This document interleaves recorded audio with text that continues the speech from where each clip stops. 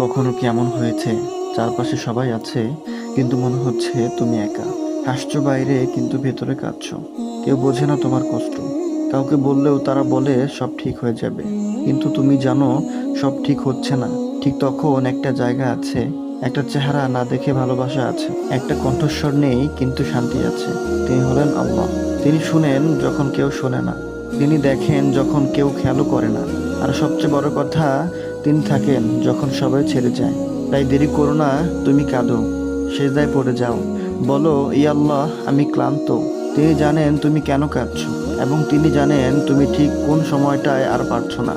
বিশ্বাস করো, আল্লাহ রব্বুল আলামিন তোমার কষ্ট কখনো বৃথা যেতে দেবেন না। যদি দুনিয়াতে তোমাকে নাও দেন, তিনি তোমাকে আখিরাতে এমন দিবেন তুমি আজ কল্পনাও করতে পারছো না।